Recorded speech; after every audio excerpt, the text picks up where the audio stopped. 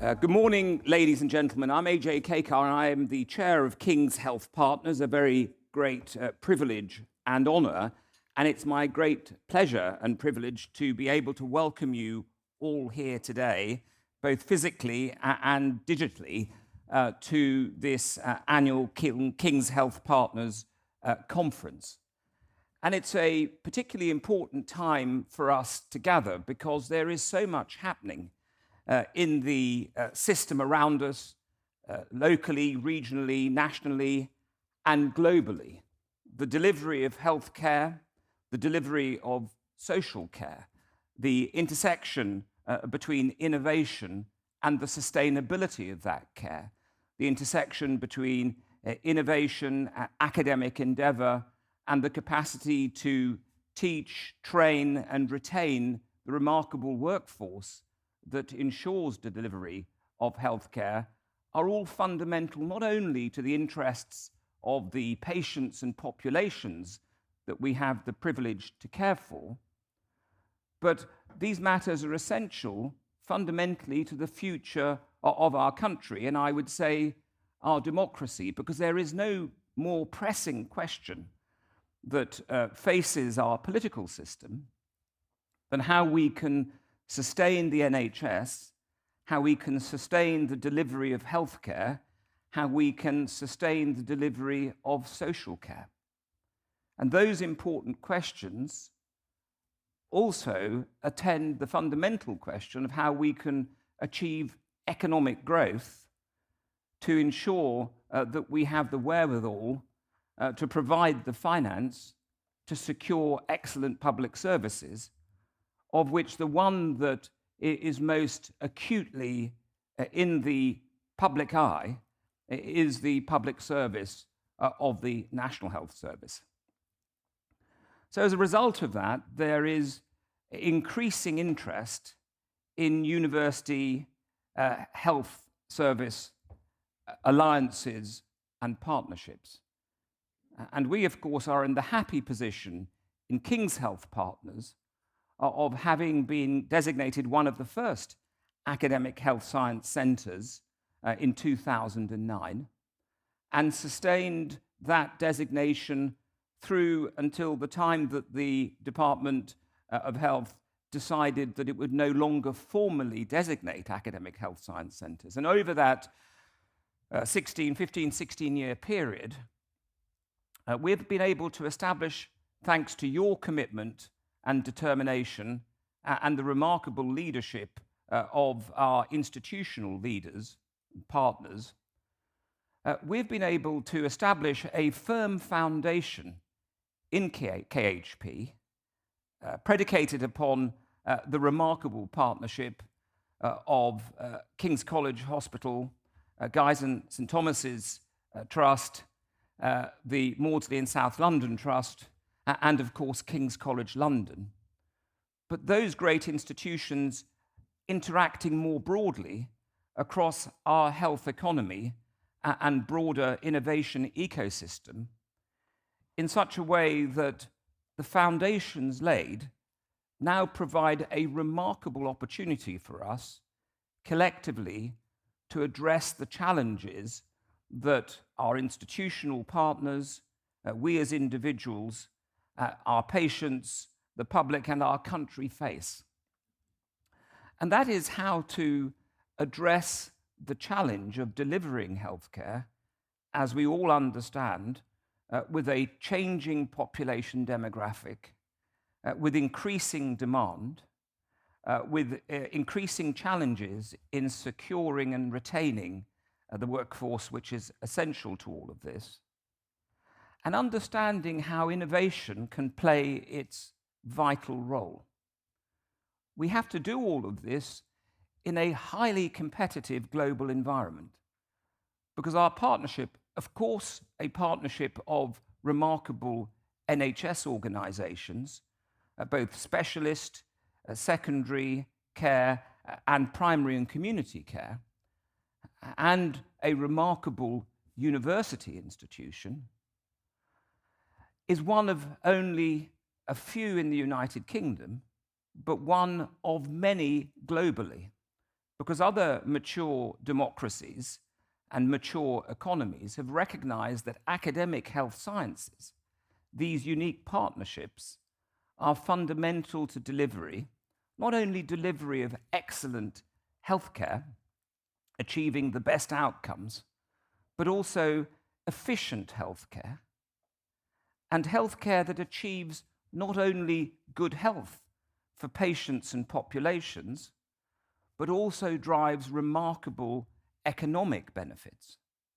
It's very interesting to note that this year's economics Nobel Prize was awarded to 3 economists who have shown how innovation and its adoption is at the very heart of driving economic growth, a key objective for our government and a key requirement for any economy if it's going to be able to sustain universal access in an equitable fashion to healthcare. So today, in this important conference, we will be able to reflect upon the King's Health Partners 2030 strategy to focus on key areas and priorities, such as personalised medicine, digital health, and population health, determine how we collectively can contribute to the important agenda described and now adopted in the KHP 2030 strategy, understand how the implementation, the adoption of that strategy can be conducted in what is a challenging environment for all of our partners, both NHS and university, and understand how our convening power and the remarkable commitment of all of you, both in this room and far beyond, in terms of your commitment, your skills, and your capacity and capability, might achieve a broader engagement with the community around us, local authorities, the broader base of healthcare delivery, but also the commercial opportunities to attract finance and investment so that the innovation agenda might be accelerated at scale and pace through the construct of King's Health Partners in such a way that we continue to contribute to overcoming the 2 fundamental gaps that have always attended the limitations in terms of innovation sitting at the heart of healthcare. Gap 1 is taking that fundamental discovery and establishing its clinical utility from bench to bedside. And then the second is determining how, once validated, such innovation might be applied throughout our institutions, but across our populations to achieve maximum benefit at scale and pace. And that's at the heart of what we need to do, described through the 3 pillars of King's Health Partners strategy: personalised healthcare, personalised medicine, digital health, data, informatics, and its application through technology, and of course, the capacity for us to address all of that at population scale. I would just like to express my deep gratitude to everybody involved for their commitment and leadership, and hope that this day provides a remarkable opportunity for us to continue to focus with determination on what is our North Star, the patient and the population we have privilege to serve. Thank you very much indeed.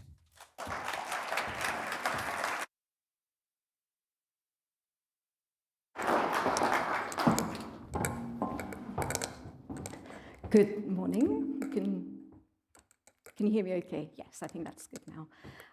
I'd like to thank Lord Kakkar for your opening remarks, and welcome to the conference. My name is Rachna. I am Joint Director of Clinical Strategy here at King's Health Partners alongside my colleague Iram Patel. I'm also a GP from Rotherhithe, and it's really great to welcome you all here and everyone who is also online.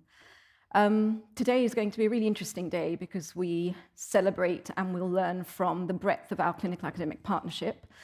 And I want to just say, put a special emphasis on the medical school, and you'll understand why, because we have a special panelist later on, and I hope that we can have more of these collaborations with students being involved in activities at King's Health Partners. I will leave it there for that point.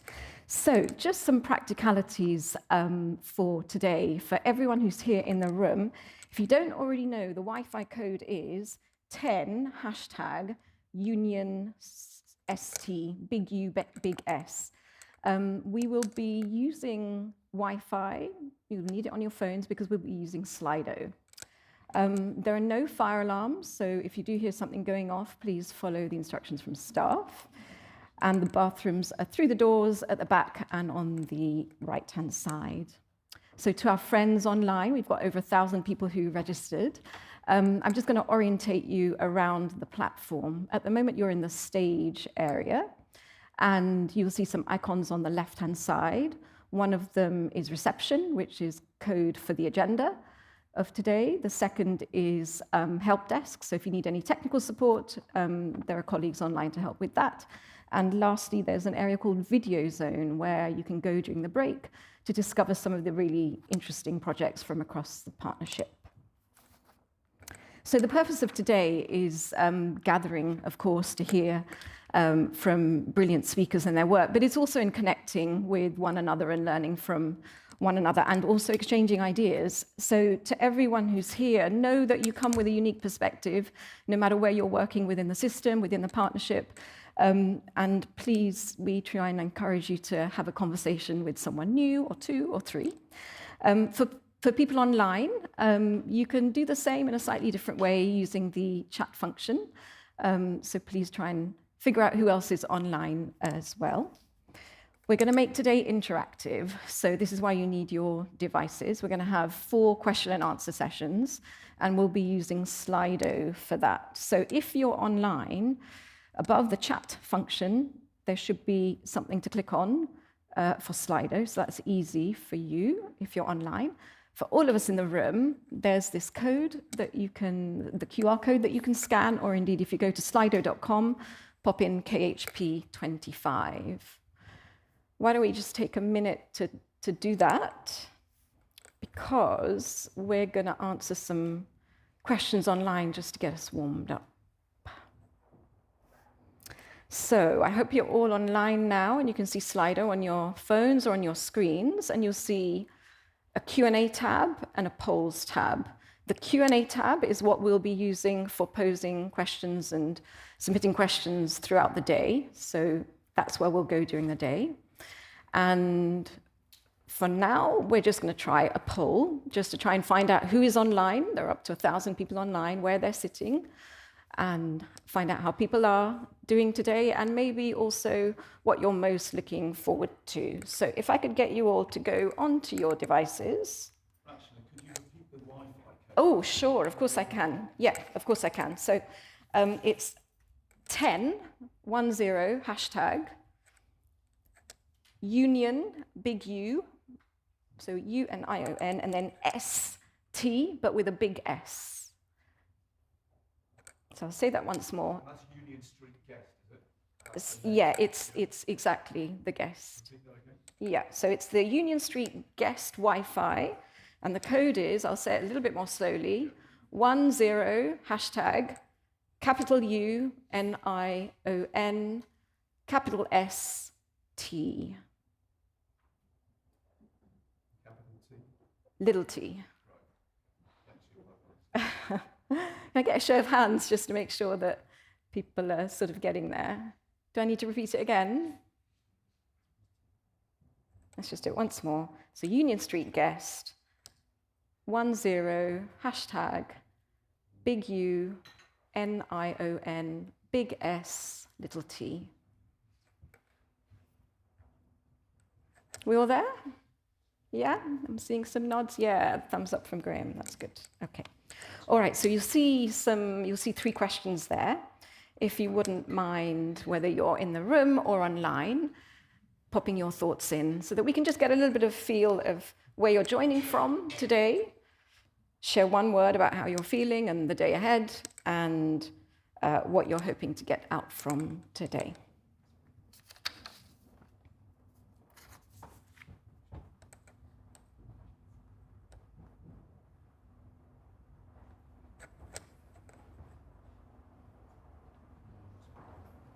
Oh, 118 of us about to take part in the poll.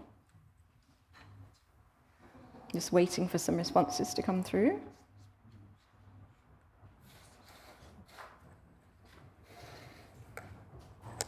Oh, here we are. So we can see we're coming from far and wide.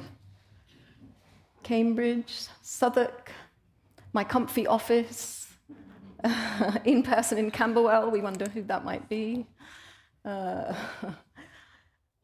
East London, Denmark, so we have some international colleagues, Scotland, fantastic, and of course locally in Southeast London. Thank you very much. Keep them coming.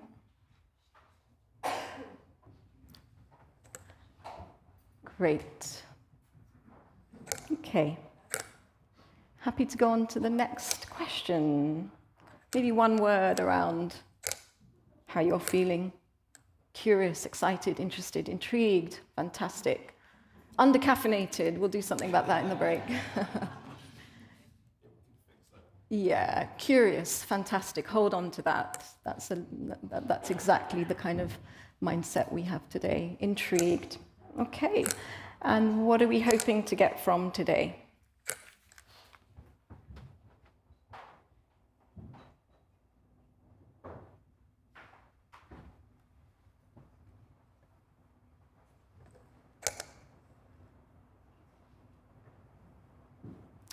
Absolutely. New connections, updates on across the partnership, how to integrate population health, information about how the KHP will help the NHS. Absolutely, all of those and more. We hope that we'll be having a really rich discussion today. Please pop your answers in, keep them coming. We'll keep an eye on that in the background. But for now, I'd like to introduce Professor Graham Lord to the stage to open up the initial panel discussion. Thank you very much, Graham.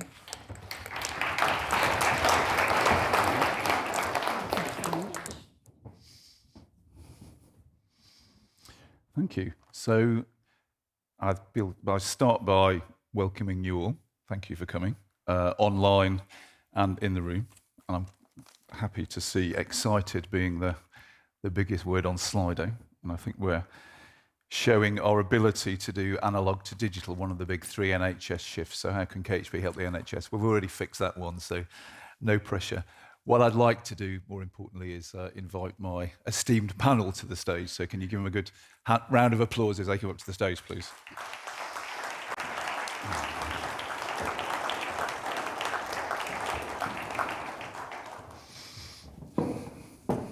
Hi, it's locked.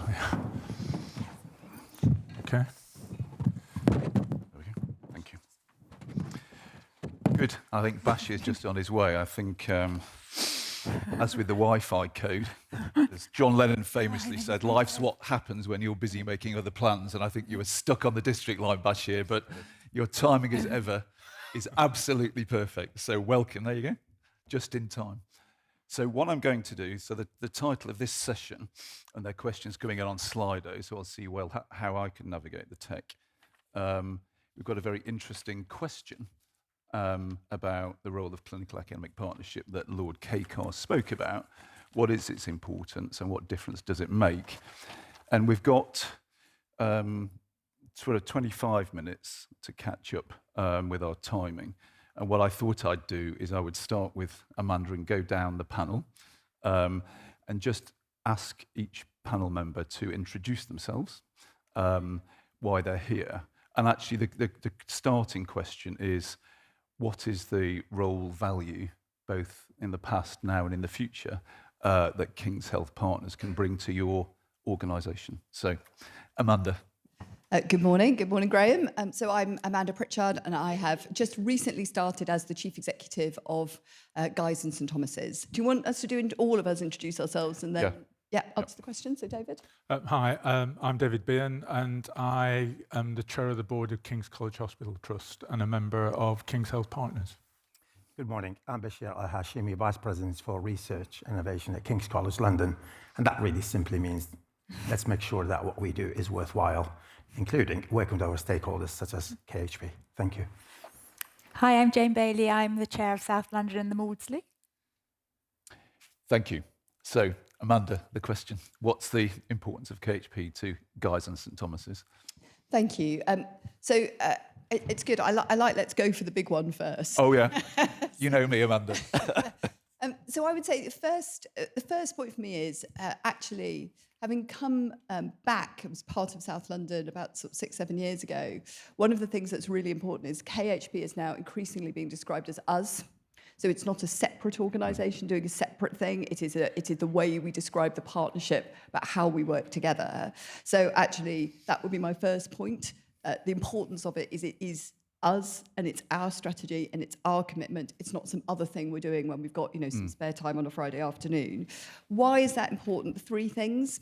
I think being part of this partnership is important because of what it allows us to do for our patients and our communities. It's a really practical point, but we all know the value of being able to recruit into clinical trials, being able to offer the kind of innovation and the kind of speed of from development to application, whether that's research or it's innovation or it's all the other things we're doing. And that has a material benefit to what we are able to offer today for our patients and population. So I would say that's number one. Secondly, is what it allows us to do for our staff.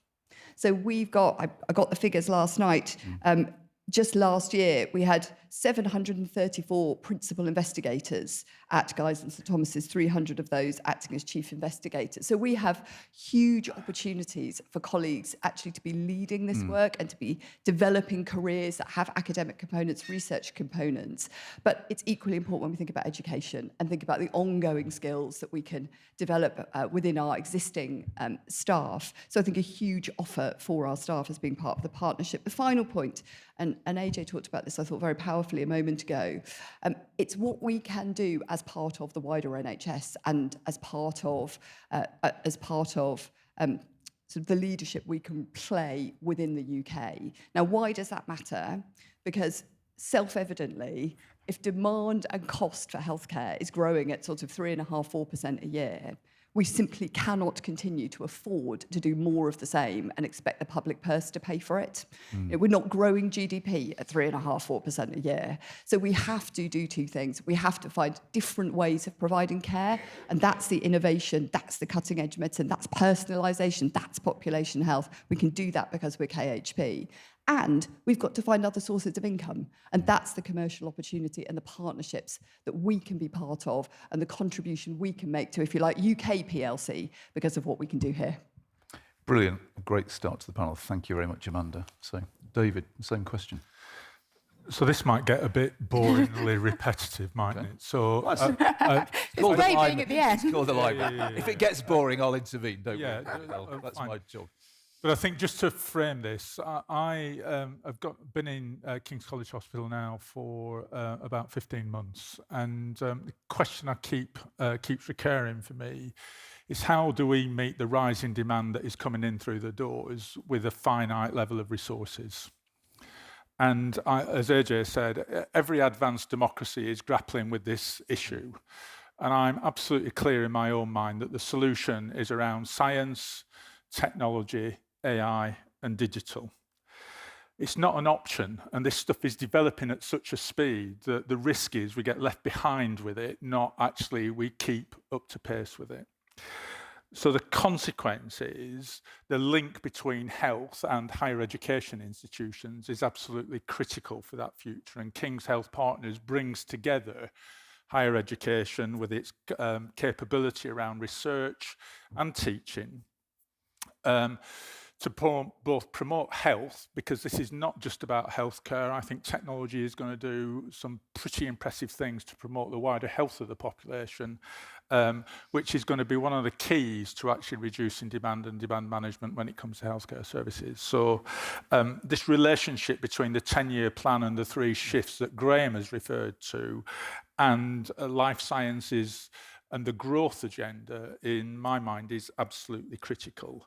And what that means is we need to tie this link between economic development and the healthy workforce together, because that's how we're going to get economic growth, and how we contribute to a healthier workforce in the longer term is going to be critical. So what does that mean? If I look round at, let me just not just focus on King's at the minute, but let me just focus more generally. When I worked with Amanda at a national level, one of the things that I was responsible for was for health education and the education development. And the question I kept asking was, what are the skills that the workforce will need in the middle of this century? And are they the same skills that were taught in the middle of the last century? And I kept coming back to the answer, no. And the more undergraduates I spoke to and asked, oh, do you think you're being equipped to do the job of today? The more they said, yes, but. And had some challenges for us about what we do. So I think, in my mind, the partnership is a fantastic opportunity to think about what's the investment in skills and education and research capacity is required to develop our future workforce. You know, the people that will graduate next summer in medicine will be working in 2065. What will they be doing in 2065 with the pace of technological development that we're actually seeing at the present time? So how do we create the preconditions for the successful education and teaching and acquisition of skills? And how do we do that when the shelf life of medical knowledge used to be measured in years, then in months, then in weeks, then in days, and now it's being measured in hours? So I think that has implications for what higher education institutions are going to do and what we do as employers of a workforce to ensure that people are retrained. I think those graduates next year are going to retrain possibly 2 or 3 times in their working careers. And how we accommodate that going forward, I think, is going to be key. And I've thought a lot about higher education in some work I've done over the past 2 years. And I think the requirement for universities to reimagine their role as we go into the middle of this next century is absolutely critical. And doing that along with healthcare providers, commissioners, policymakers is going to be absolutely key. And the last bit for me, Graham, the question I keep asking at the King's Health Partners Board is, well, this is great, but what impact is this going to have? Just linking back to Amanda's points about how we serve the populations in Lambeth, Southwark, Bromley, Lewisham and Greenwich, and then the wider community that we've got in the southeast of England and wider London as well. And you know, I think all of our organisations are delivering national services as well. So for me, this is a question about impact. Are we creating the right preconditions to ensure our workforce acquire the skills that are required to have the impact we need to have in the communities we serve? Thank you. Brilliant, thank you, David. And that was anything but boring, very thought-provoking. So could I just sort of bridge to Bashir, obviously Vice President of Research and Innovation at King's College London, and a highly eminent researcher in his own right, about the role of universities, both in education and driving innovation, because sitting in the middle of all of this, as I do, you know, the old sort of Charlie Munger quote about, you know, you show me the incentives and I'll show you the outcomes. He was the guy that told Warren Buffett what to invest in, the richest man in the world. So he knew a thing about incentives. And sometimes we have a bit of a misalignment of incentives. So how do we bridge that gap, as I bridge from David to you, Bashir? So sorry to just hurl that one in, but no, the floor is yours, Bashir. Come on, tell us. I think Amanda and David really articulate a lot better than what I would have said. So I'm just going to build on this. I am not from the health sector, but as a father of 3 daughters who works for the NHS, as a family, we really live the challenges of NHS day in, day out. And also, we have recently benefited greatly as a family from the expertise and facilities of NHS. So I've seen both sides of it. My area of expertise is complexity. And when I read the 10-year plan, I don't know whether you have recognized it, but there is contradictions between simplicity and complexity in the 3 shifts: hospital, community. analog, digital, sickness prevention. There's actually contradictions, right? Because it sounds really simple, but my God, it's hard to do. Okay, and that is really the tension. That is the paradox. Yep. And in the engineering disciplines, we've always had that. We want to build the best thing possible, on time, with the least cost, with all the features humans want. And the way engineers goes about dealing with that contradiction between simplicity and complexity is really system thinking, system engineering, which Graham often hears from me. And I will take just one example.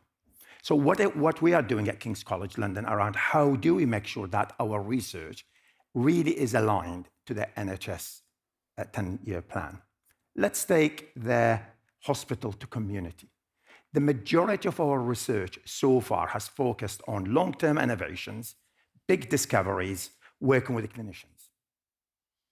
What we want to do, that, but we also want to do a lot more of sort of the short-term innovations, not the long-term innovation, not the 10-year plus, which it costs millions of pounds, but the short-term innovations, where we will do the research and the innovations working with the community. That requires a different mindset, because academics are not trained to do that. Some are, but not at a scale. And I think I could go on and describe, the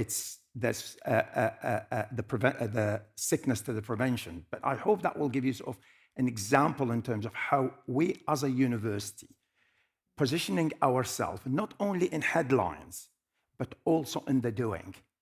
And I am committed to move innovations, which is these are words are actually in the 10-year plan, which I will use them because they make sense to me. How do we embed research and innovation so that it is business as usual? But business as usual means is we deal with today's and tomorrow's challenges, but we should not lose focus of what will come down the line, which really goes back to what David has been talking about. And that is the approach we're taking at King's. It is complex. It does require resources, but it doesn't mean that we don't have resources to start with. How do we go about repurposing our estates? How do we go about making sure that what we invest in facilities are the right things? How do we make sure that our cutting-edge research are really feeding into the training of our doctors, nurses, and midwives? So that is what I am committed to do.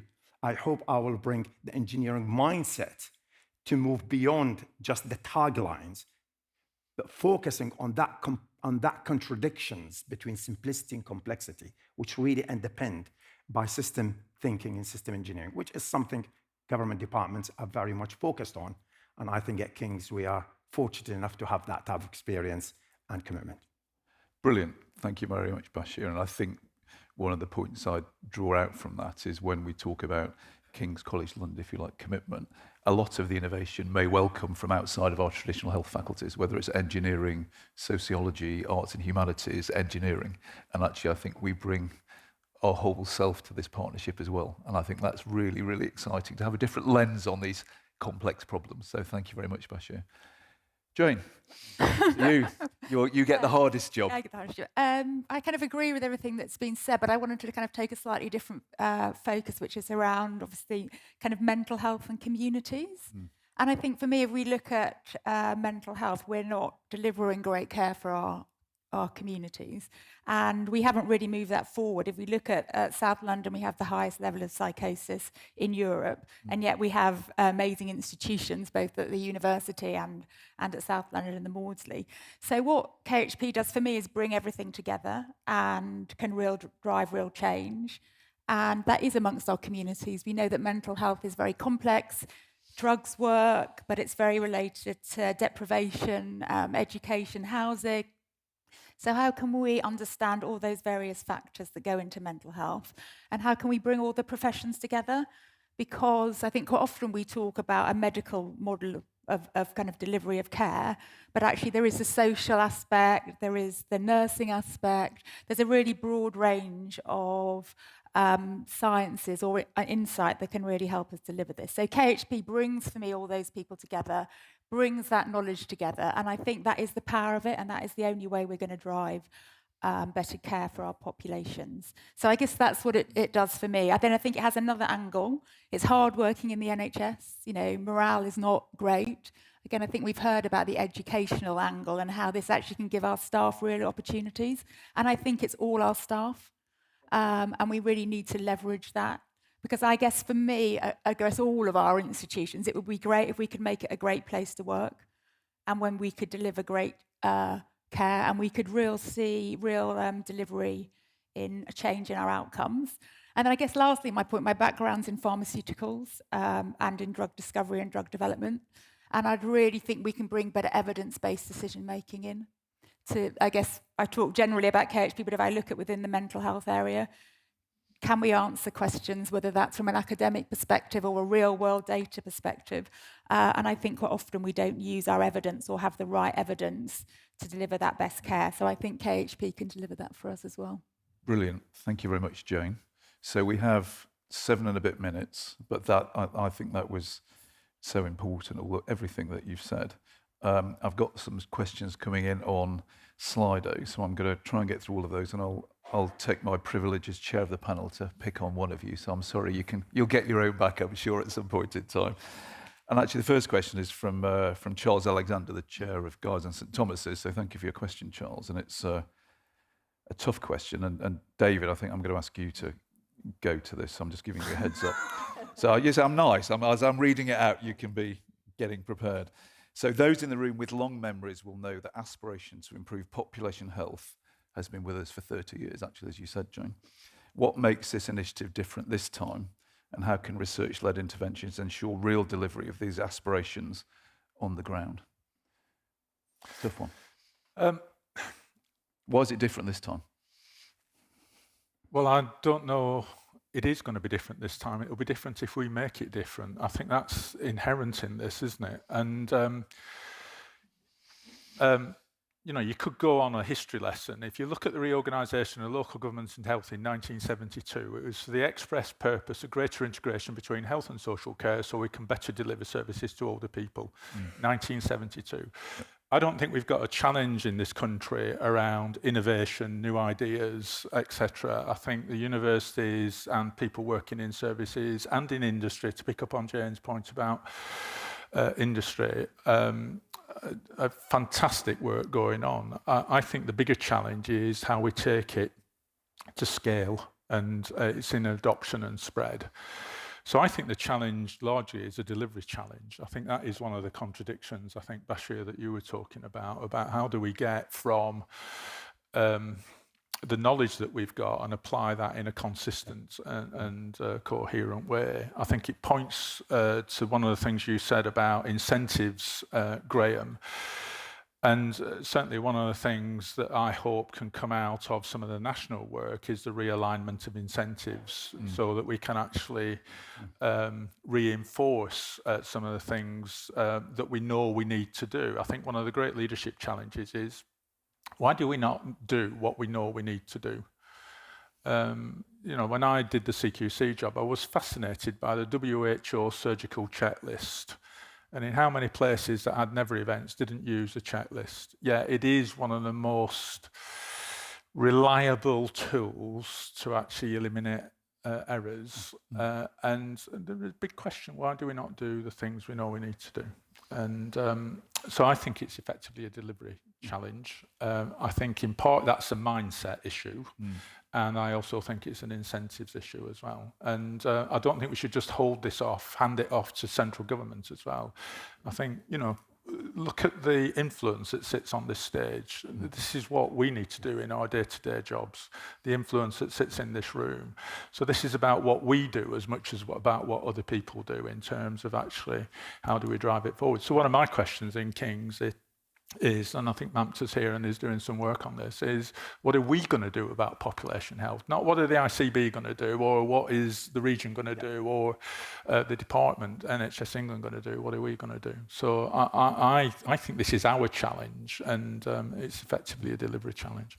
Brilliant, thank you, David. No, let me keep moving, and I'll bring Bashir in a second. I'm going to bring Amanda in on the next biggest upvote. So we are living in a democracy. I'm picking the questions that are having the most number of upvotes. So there is some method to my approach.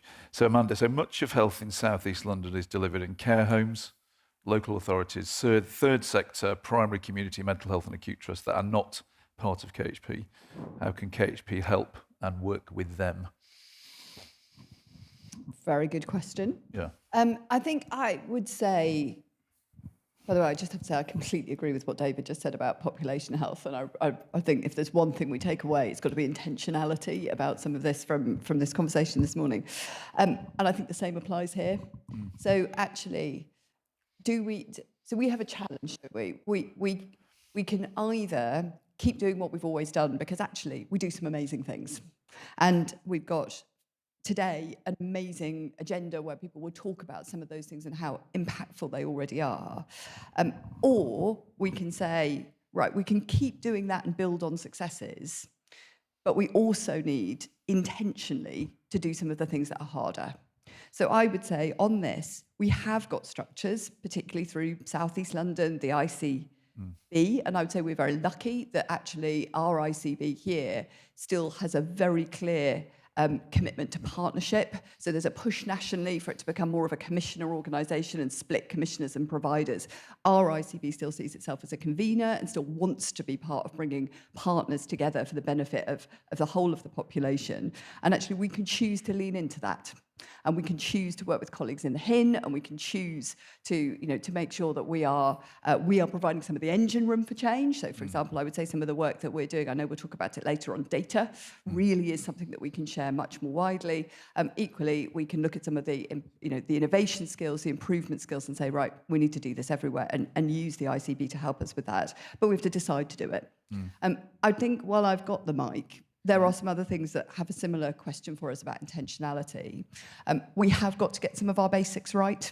And I would just say, we are brilliant at recruitment to clinic. We loads of people involved in clinical trials. I think last year, over 30,000 recruits across all studies. That's just GST. We're brilliant at involving staff. We're brilliant at delivering trials once they're up and running. We're brilliant at patient engagement. We're really rubbish at how quickly we can get them off the ground. So there are some things, and that's just one example, but it's an important one because if we've got to, I think, also look at ourselves and be honest about what we need to do better, as well as looking at how we can help and engage and involve partners across the whole system. Exactly that, and we'll come back to that, and we'll come back to many of these questions during the day, as I'll lay out shortly. So this is just the starting point, but I think you're right, Amanda, too. We're in a quite a sort of glitzy environment, and I think we need to not be too self-congratulatory and actually look hard at ourselves about what's our license to operate. Can we do the basics? Because that's the foundation upon which all of this comes from. Bashir, quickly, so just building on Lord Kakkar's point about the economic benefit. We've all mentioned growth, the mission of growth. There's no more fiscal headroom. We've run out of money. We'll find out how little money we have on the 28th of November, I suspect, or whatever date it is. So the economic benefits of academic health science centres, King's Health Partners, how can KHP step up its effectiveness in creating successful new companies? For context, compared to other Russell Group universities, KCL has created few spin-outs compared to our peers. So good, I think we need to ask ourselves these questions. So just briefly, how are we going to fix that, Bashir? I think the two questions have already been asked. I will answer what I've been asked, but also relate to the two questions that have been already answered. To me, what's going to be different is the approach we take. We really need to stop what we want to achieve and work backwards. That is what engineering principle is, and I think that's what Amanda refers to as intention, right? Because that's where the hard choices will be made. So as a university, we have decided we're going to scale up our commercialization, industry partnerships, and spin-outs. That has got tough choices, because now we're going to need to repurpose some of our existing footprint to help us in delivering this. We're going to need to purpose some of our very expensive laboratories who perhaps were engaged in research that was valuable and fundable in the past, but now it has got little or no impact. We're going to need to start to recognize and reward those who are engaged in innovations. It is okay to be saying, I have an H index of X, and my God, I'm really proud of it. But wouldn't it be wonderful if you had to say also, that has also led to something that someone in South East London has benefited from it. I am a very strong, and you could tell from my voice, I'm a really strong advocate. To be a successful academic, it's not just about your papers. It's about what else you have done with your knowledge. We are in a privileged position to change the world. Let's do that by agreeing what is important. To me, what's important in this context is increased efficiency, personalized health. That's what matters. Question is, how do we do it? You work backwards, tough decisions will be made, and that means doing more of the same is not good. Doing a lot more new things, absolutely. And that's where the leadership comes into it.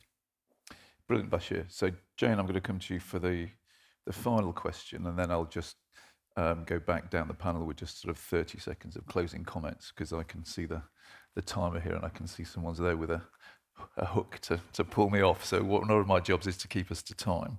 But Jane, you sort of mentioned the workforce. So the question that's had a lot of upvotes is, King's Health Partners supports clinical academic careers and is doing more to get nursing, midwives and allied health professionals into research. What about the non-clinical workforce? Well, that's quite a difficult question. They're all difficult questions. They're all great questions. That's why the audience has picked it. I do just think we need to try harder to get everybody involved. And, I think the answers to the previous question say we've got to have that intent to work in partnership. But for me, I think it should be everybody has the opportunity to do that, because I think we know that improves, the motivation of people. But we also know as an organisation, if people are involved in research, whatever area they're involved in, outcomes for our patients increase in every single area. So I would say personally, I would have a commitment to making sure that is on the agenda and we drive that forward. Because I think, as I said at the beginning, if we don't have the right information, the right people engaged in it, then we won't develop the right kind of solutions. And I guess the other point I just wanted to pick up a bit on what Amanda says. I think particularly in mental health, we do a lot of work going out into the communities and engaging our local populations. But I think one of the things we get kind of feedback on is, do we take that information and really embed it in the research that we're doing? Because it's very easy not to understand the lives that those people are leading, and therefore the impact of the way we treat them are actually having. So I guess when it's that broader question of who do we involve, the more people who have interaction with our communities, in whatever way they are, whether they're clinical or non, then getting them involved in that research will help that element of giving the right information to our local communities to improve their health. Brilliant. And I guess it's going back even further than 1972, David, in the early 60s, when JFK went to NASA and spoke to the cleaner, said, "What's your job?" It's putting a person on the moon. And how do we make that real? Sounds nice and glitzy and everyone says it, but actually how do we deliver that? How do we include our patients and our communities that we serve in our mission? And that's not easy, but that's one of the challenges. So I'm going to stop the questions there, and literally I'm just going to ask you for 15 seconds, because we're flashing red now, and I'm going to get dragged off. So not what it means to you for your organisation. What does being involved in King's Health Partners mean to you personally? Sorry, that's a tough question. 15 seconds. To me? Yeah, and to all of you. Very unfair. I know, sorry. What does it mean to me personally? I think this is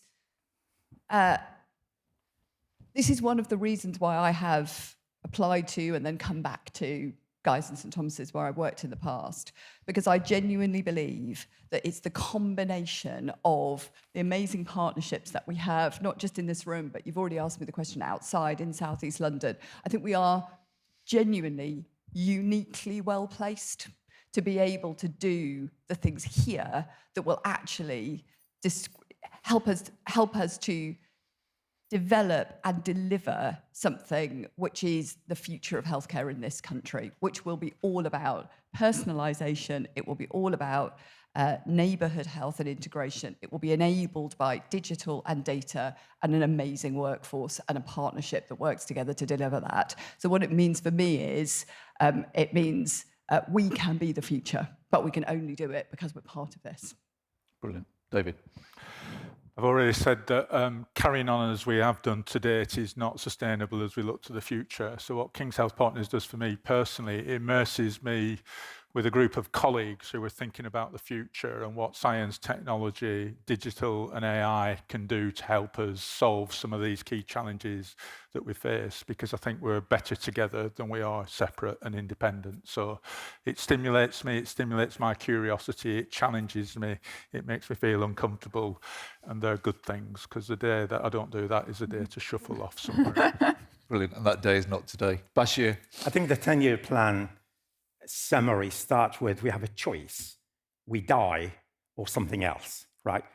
Really what excites me is that something else. Yeah. I will be leading by an example, albeit I'm an engineer, in terms of how do we engineer healthcare systems in line with what the government wants to do, capitalizing on the talented people we have at King's College London, the talented clinicians and everybody else in KHP, and we can evidence impact, where the impact goes beyond, look at me, I am fellow of this and fellow of that. That should be behind. What matters is how you made a difference to someone who doesn't know who you are, but they could say, my God, that innovations came from this organization, this organization, this organization. I know this is perhaps simplistic, but I think it goes back to what Amanda said. The intention should be, in a decade from now, to me, should be the reason why XY is happening here.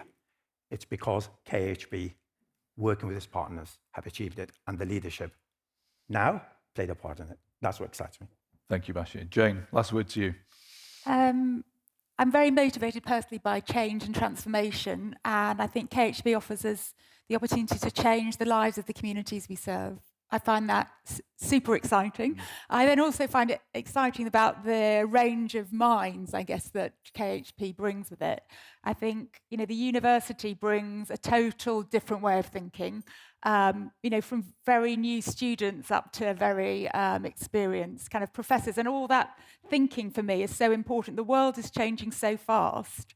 We all need to be challenged and come up with new solutions. And I think KHP offers us that environment to drive change, and in doing that, use everything that we've got within there, and the resources that we've got, which are huge.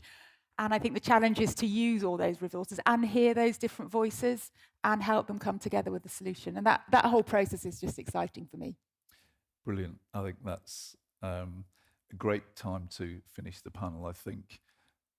Thank you very much for your, unprepared answers and actually bringing it all to this. I think this is the start of a discussion. We continue this. We're wrestling with very difficult problems. I had the privilege of spending sort of 4 months at Harvard Business School at the beginning of last year. So a lot of corporate CEOs in the room. We spent 90% of our time saying, what's the purpose? What's our why? Why are we doing this? How can we make our widgets more efficiently? And actually we have that, but we don't recognise it as you've all just recognised in your personal reflections. We have our corporate roles, we have our delivery, all of that's absolutely right. But actually we don't recognise that purpose that everyone has every day. We don't need to say, why are we doing this? So actually I just want to say thank you to the panel for being absolutely spectacular. Give them a big round of applause as they leave the stage. Very good to see you. Andrew.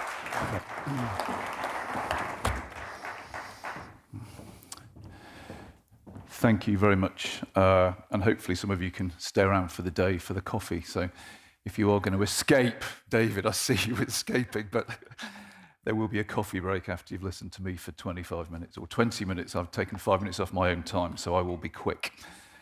So once again, welcome to all of you here. I think we've had a brilliant start to the day. The gauntlet has been thrown down, and I think I'm just going to try and bring some of it together to set the scene for the next few hours about what you can expect in your programme. And as we've already talked about over the last hour, delivering the NHS 10-year plan and the Life Sciences Growth Plan, as you see on the slides. This is the framework we're operating within. 2 major national strategies, both came out about 4, 5, 6 months ago, that are really going to set the framework for the next 10 years of health and life sciences in the UK. We've already talked about the 10-year plan, the 3 shifts, moving from care in hospitals to care in communities, shifting from analog systems to digital innovation, and transitioning from treating illnesses to preventing it, all of which, as Charles said, we've really known about for 30 years. We haven't delivered it. And alongside this, the Life Sciences Sector Plan aims to make the UK the world's most attractive destination for life sciences. You'll have seen in the press in the last 2 weeks that that isn't going too well at the moment. So what's our solution to that? How do we accelerate patient access to new treatment that Amanda talked about? We're not good enough at this. How do we get better? How do we use engineering approaches to make sure that our processes are optimized? How do we drive economic growth through innovation and investment? And how do we harness health data to predict and prevent illness rather than simply treat it? And together these plans define the landscape we're working in, one that calls for collaboration, innovation, and a system-wide focus on prevention and digital transformation. So I call this our sort of Nobel Prize winning question. Okay, we heard about Nobel Prize in economics and in medicine or physiology earlier, all of last week. And essentially it's how do we ensure healthcare systems have high quality? How do they give access to all of our population? And how is it made sustainable in a way, not just financial, but in terms of workforce? Most healthcare systems trade off at least one of those. Some, like the US, trade off two. Having lived and worked and visit regularly the US, they certainly don't have the answer to this. So more money is not the answer, simply. So we've talked about rising demand. We've been talking about the demographic tsunami for the last 40 years, and it's broken over our heads. We have these enormous workforce pressures. We talked about the importance of workforce. And also, we'll talk about this later on, health inequalities. A lot of our solutions will actually increase health inequalities, not reduce them. So that's a huge challenge, one that no country in the world has fixed, at least to my knowledge. But the opportunity, the vision of the future, is we have the greatest power for genomics, artificial intelligence, digital health that we've ever had in our hands before. Like with anything with great power, it also comes with great risks. So how do we balance that? We have the huge potential to transform outcomes with equity as our starting point. Equity of outcomes, not just equity of access. The two are not always the same. And actually, I think we're starting to have some policy momentum delivering this, but with urgency and the responsibility of our mission here, that we can generate answers that are not just relevant for South East London or the whole of London and the UK, but these are global questions. So this was last year after I'd been in for about a week, so at least I've now had 12 months to think, what's our mission and how do we bring it together? And Julia Gillard, who I was just speaking to last week, she's in our Women's Leaders Policy Centre at King's College London. So she asked how it was going, and she's travelling in Australia this week, so she couldn't be here. But she said, Graham, I'm going to hold you accountable for what you said you were going to do 12 months ago, and have you done any of it? And she reminded of an essential truth, and what's the picture that we're painting for staff about why change will ultimately be better for them, as well as for everyone who uses and relies on the NHS. And Julia saw the organisation of the healthcare system in Australia. So actually having global perspective and challenge on our mission is very, very important. And that change must have meaning, not just for patients and communities, but also for those who deliver care every day, as Jane said on the panel. And that human understanding is the key to sustaining transformation. It's one thing to get transformation. How do you sustain it? We know that we have a real problem of staff burnout, and that moral injury, that actually is the flip side to our mission and purpose. If you have that driving mission to improve people's lives, but then you're not able to do that for whatever reason, that moral injury is probably the key form of burnout. And we need to address that. We need to call it out and address it. And it isn't easy, because we're a people business, and without people, we have nothing. So we've been doing a lot in the policy space to try and drive this forward across King's Health Partners. As you can see up there, we had a sort of a policy roundtable from our globally leading policy institute. And then for the Lancet, we wrote a piece about how these questions are global questions and how alignment of universities with healthcare providers, and a really seamless partnership was absolutely fundamental. I think there's no doubt that that is clear, but actually what we do have is just a widening gap between what's possible and what can be delivered for patients. So university health partnerships continue to prove their value. We know that cities with strong academic, clinical, and industry ecosystems consistently lead in health and economic outcomes. So the framework, the data is there, as David said. We know what the data tells us. And today, later on, we'll hear how South Central One London, SC1 London, that you might have heard about, our innovation ecosystem, is building just this, connecting local innovation with regional and national priorities to enhance both health and economic prosperity. And actually it went live, I think, at midnight last night. We'll have, hopefully, Claire and Evelyn from Lambeth and Southwark, but you might see that the 350,000 square feet at the back of Guy's Cancer Centre, Snowsfields, was given planning permission by Southwark Council yesterday afternoon. So SC1 is coming to life in front of our eyes. So a really nice live example of how we're building the ecosystem that will generate prosperity, it will generate local jobs, and that will aim to provide the space to transform research and innovation in parallel to patient outcomes. So I'm very, very excited about that, and we can put the link in the chat later, but that's a very exciting real-world demonstration that we're getting on with this, not just talking about it. So this is an urgent solution and a vital solution we've been talking about. We know that health and research is prioritised in the UK government investment plans, but now's the moment to recognise that they're both urgent and vital. And I think by aligning all of those national and global policy initiatives and actually taking local action on a daily basis, we can embed, and we are embedding, research, education and innovation at the heart of health and care, building it to a robust, high-impact system for the future. And you just heard specific examples from our panel over the last hour. But we do need stronger national incentives, and we're advocating for that.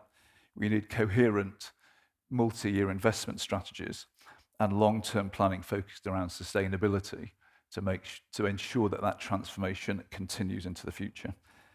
And actually, university health partnerships can help bridge these challenges by bringing research and education and clinical care together, driving innovation and system transformation, and supporting workforce development and promoting equity.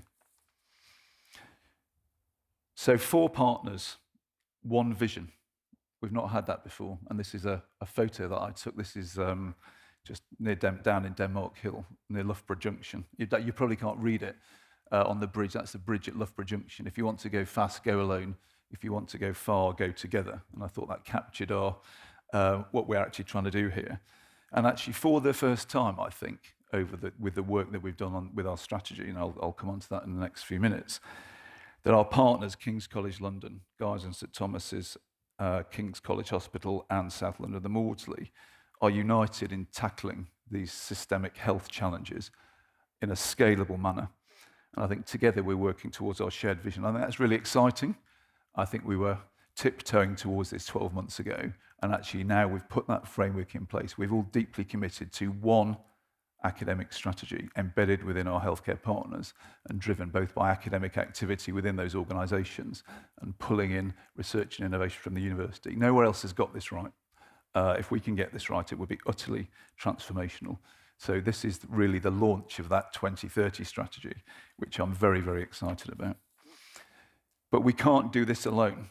This is a fundamental point. We have people here with us today that are our partners in all of this. And I really do want to just talk to these particular points here, because we cannot do this together. So we work very closely with our foundations and our charities linked to the hospitals, and you can see them up there. I won't read through all of this. But also the funders that we have to fight for competitive grants for to deliver this work, and they're increasingly demanding evidence of impact in this space as well. So the funding framework that drives our research and education is starting to align around this as well. As I was talking about aligning incentives on the panel, this is starting to happen on national level as well, which is very, very encouraging. So we're getting there. And I think, as Amanda mentioned, and as one of the questions asked, how do we partner with our local partners across South East London, across South London, but also more broadly across London and the UK? And I think the core partnership is there, the founding partners there, and I think for the next 12 months, we really do need to think how we more intentionally partner with our communities, but also the other components of our ecosystem. It's not just about the 3 hospitals and the university. And I think we really need to be intentional and mindful about that. So not increasing complexity, but increasing impact and scale. And we'll come back to that through the day about how we do that without just increasing the burden of governance and complexity. We need to do that. We can't do it on our own. And so the final piece there, I guess, is where are we trying to get to? So we're trying to drive impact for people's health. So that's the sort of brown box on the left-hand end of the slide. Actually, we have a very clear mission that we pioneer better health for everybody, and we do it together. I've described who our founding partners are, but actually we need to broaden that out to wider ecosystem partners.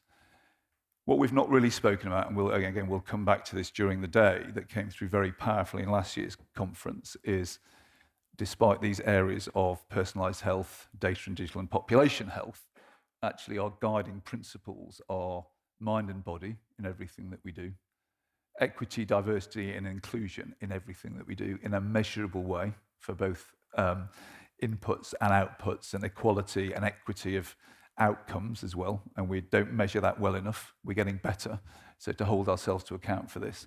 And actually, how do we co-create this with our patients, and actually not just our patients, with our population and our communities, because not everyone's a patient, and actually our aim for prevention is to prevent people from becoming patients. And I think these 3 strategic priorities, we're now working through exactly what this means and what our accountable metrics are going to be. So now this is delivery mode. As David said, we're not very good at delivery. Delivery is hard. Most people fail. So we're now really moving rapidly into a delivery phase, delivering personalised health. So what does that mean? Well, let's have a metric. Let's say, how do we get people into clinical trials quickly? We know that clinical trials save lives. We know that university hospital partnerships do lots of clinical trials, have better healthcare outcomes. Amanda used the great word, we're rubbish at getting people in. When they're in, they do brilliantly. This is an access, this is a quality, this is a safety issue. So let's hold ourselves accountable for getting people into life-saving clinical trials as quickly as possible, clearly with ensuring that safety is never, never compromised. That's a non-negotiable. Accelerating digital health, what does that mean? How are we actually leveraging the data assets that we have in a way that our population and our communities recognise as safe? How do we generate and build on the trust that we have within our hospital partners to really use these data to stop them becoming patients? What's the evidence of that, and how do we hold ourselves accountable? Do we really have a common data strategy across the partners that's delivering measurable impact there? And we need to hold ourselves accountable for that. And then, how do we improve population health? What's the platform for improving population health for patients with cardiometabolic disease, for access to cancer diagnosis, for understanding the comorbidities of patients with severe mental illness? How do we show that we've made a difference in that space? And I think we're very much moving by the end of this year to have the numbers about this that you can then say, you've not done that. Why have you not done that? You said you were going to do that. This was your vision. Because actually you have a vision and you don't deliver, it's actually probably worse than not having a vision in the first place. So this afternoon you will see some of these sessions, delivering personalised health, and you'll hear from Robin Ali about gene and advanced cell therapy trials that are actually curing disease, not just treating the symptom of disease.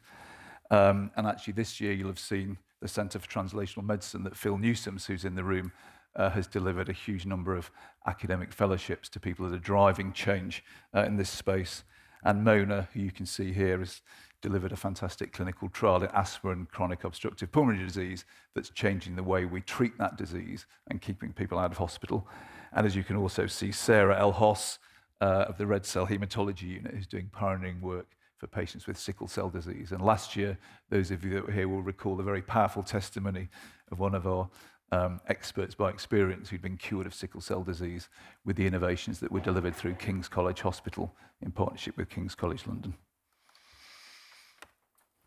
We'll also hear from Seb and others about accelerating digital health.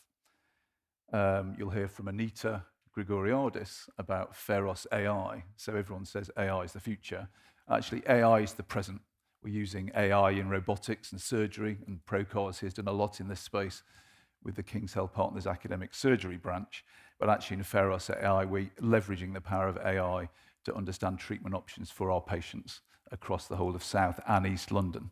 So it isn't the future, it's the present. So again, as people that know me know, I like live examples as well as warm words. How can we hold ourselves to account for delivering that?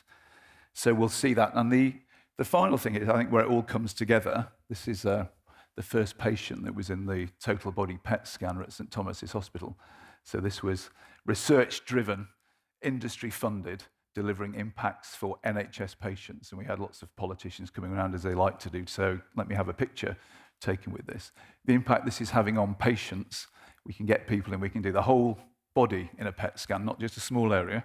So we can look at cancer recurrence post-treatment in a whole body in a quarter of the time at a half of the cost. And we can also use it to scan children because the dose of radiation, because it's a quicker scan and a broader scan, we can get the whole of a child's body in it, less radiation, bigger impact. So that's driven by academic partnership, industry partnership, and NHS impact of delivery that's happening. That was from 3 months ago. So we are doing this. This isn't just warm words. And then how do we, improve population health? We've talked about delivering this. I think what you see here is, Francesco Rubino, who had the Lancet Commission about obesity. So we defined with global experts that KHP led on who needed to be treated with obesity. We all read every day in the papers about the new way to treat obesity with these new drugs that have come along. But actually, how do you prioritize patients within that? We know it's a limited resource, and actually we're leading on the policy framework around how you do this, how you treat obesity globally. Embrace, which is the top picture here, is a £35 million philanthropic donation for using wearable technology to improve the health of mothers and babies. A very, very exciting programme of work that's being driven out of King's College Hospital and King's College London, but also plugs into our world-leading excellence in women's and children's, and will help to also support the new Evelina development in this space. So again, real-life examples of world-changing innovation, research and clinical care at scale. Lucy here is how do you locate clinical useful information in amongst all of the data that we have and use it to change the outcomes. So again, measurable impact at scale that we can build on. We're not starting from scratch here. Very, very exciting times in all three of our strategic pillars. And so the theme of the conference this year is this. What would we not have if King's Health Partners wasn't here? Which is a question that I ask myself, on a daily basis, because that's what my job is. And how do you show the value of that? And I think what we do actually comes down to these three broad areas that will be the themes of the morning sessions. So we're a connector. We're doing that today now. We're connecting, bringing partners together, having personal reflections and corporate reflections. The power of partnership is enormous. How do we build capacity to ensure that we've got, when I'm not here, there's lots more people coming through to do this type of job, because this is what makes a difference to them. So how do we build capacity for all of our workforce, be they clinicians, nurses, midwives, allied health professionals? How do we enable our people that we already have? And how do we bring in great people that want to come and work with us? Because this is such an exciting prospect of world-changing discoveries. And actually, how do we create the sandpit, the framework, the opportunity for that innovation that we need to drive the frontier shift in healthcare to make it sustainable for the future? So I think those three C's really encapture what we do. And actually, you see, a huge number of people here, multi-professional workforce, and these are all speaking today. Don't you worry, I won't spend the next 20 minutes naming all of them, so I'll probably get the names wrong. But they're all in the room. They'll all be talking about what these three C's mean for them in their own domain and how KHP allows them to scale their impact. And just a couple of call outs here, and I apologise that I can't spend the next 3 hours saying how great all of our people are, but actually, Avi and Tracy, so Avi is the chief nurse at Guy's St Thomas's, Tracy is the chief nurse at King's College Hospital. We just brought into our Faculty of Nursing, Midwife and Palliative Care, which for those of you that don't know is #1 ranked in the world. I had to say that, and my Vice Chancellor would never forgive me. But actually, Avi and Tracy becoming professors of practice of nursing for their contribution to education, driving clinical change, and really showing impact on patients. And I'm very, very proud that we're working together in this space and recognising people's contributions in an appropriate way so that they can then be role models for people behind them as well. You can't be what you can't see, as they say. And I think a good example of people that are coming in from around the world to work with us because they see the possibility of how we can change the world. Sheila Singh is coming from Hamilton, Ontario, world leader in paediatric brain tumours.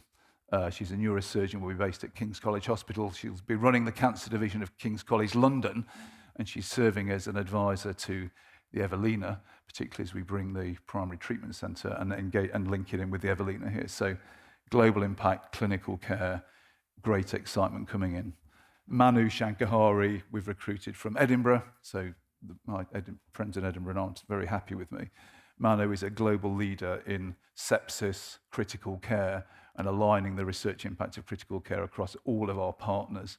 He did most of the seminal work during COVID when he was with us and transformed the treatment of COVID with immunological insights of sepsis. And we all know how important sepsis is to recognise and treat. And Manu will be establishing a KHP Centre for Critical Care Research to see how we predict, prevent and treat sepsis.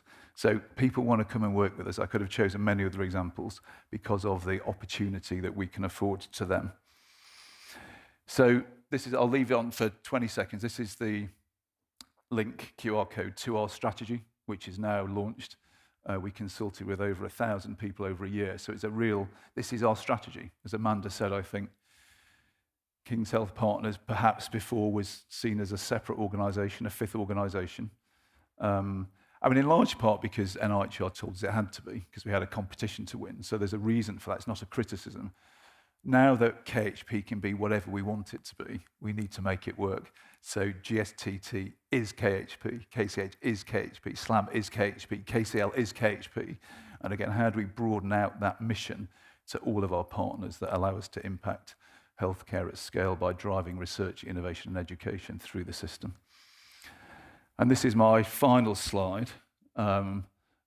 This is a very, very famous example of exponential growth. This is the only way I understand exponential growth. So we have a widening gap of healthcare delivery. So we have an exponential problem because that's going to just get worse and worse and it compounds. You know, people live longer, they get more and more diseases, we've got less and less money. So we have an exponential problem that we're trying to solve with a linear solution, train more doctors, train more nurses, you know, be a bit more efficient, 2% more efficient each year. That's not exponential. So how do we fix that? We need an exponential solution. And this is, again, what is exponential growth? This is a chessboard, 64 pages. So there's more than 64 people in this room, and there's more than 1,000 people online. So if you start with 1 grain of rice on the first square and double it, each square you go through and do that 64 times, how much rice do you have by the 64th square? Don't worry, it's not an exam question, because I can't even, it's 18 quintillion grains of rice. It's 10 times the amount of rice the entire world produces in a year, starting from 1 grain. So just imagine if you, as Rachna said, go and talk to 1 or 2 other people that you don't know, make a connection, do that online. This is how you get what the tech folks in California say is a network effect.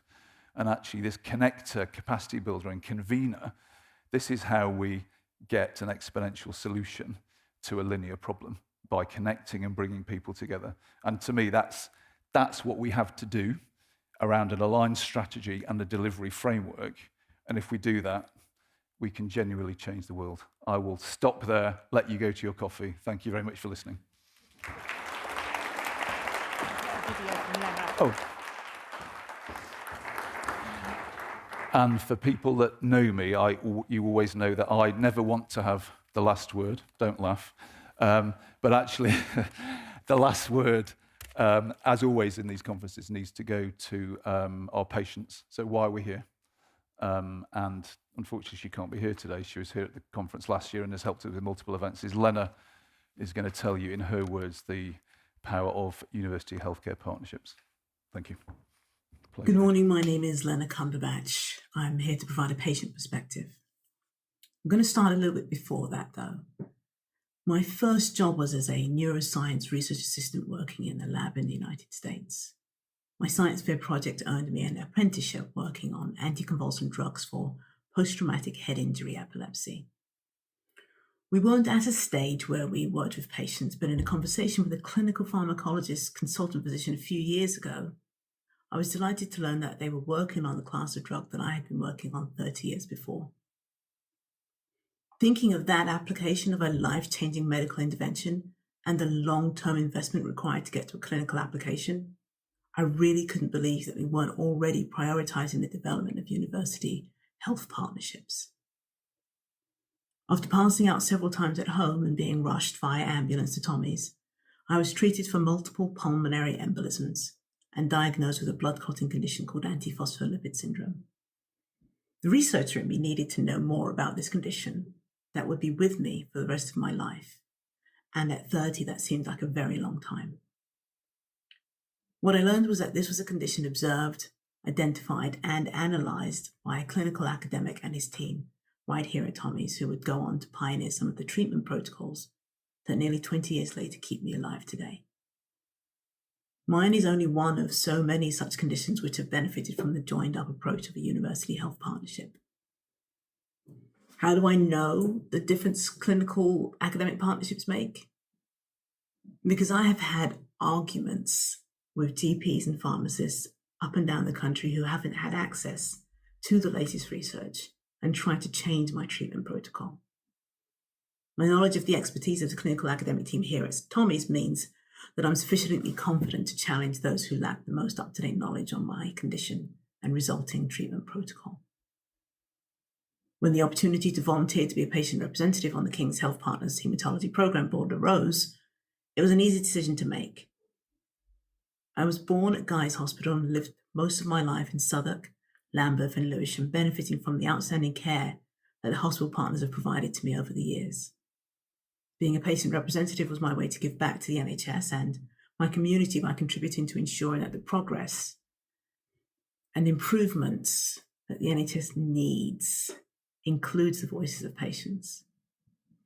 I want to take this time to give you stats on the disproportionality in research funding for conditions prevalent in racially minoritized populations, such as antiphospholipid syndrome and sickle cell, or the underrepresentation of Black researchers, for example, in the researcher pool, despite their overrepresentation at undergrad level. I want to highlight instead the need for not just more clinical academic partnerships, but also for better ones. Partnerships can also address the inequalities in the research environment and the resulting health inequalities that too many in my community experience.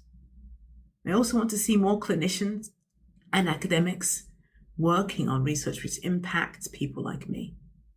And I want more of them to look like me because they're more likely to have the cultural references that would generate better research for identities underrepresented.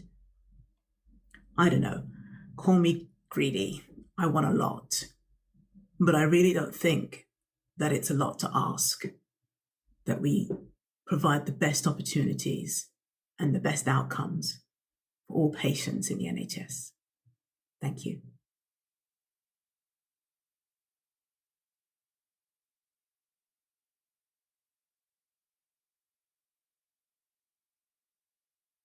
Brilliant. Leonard's great.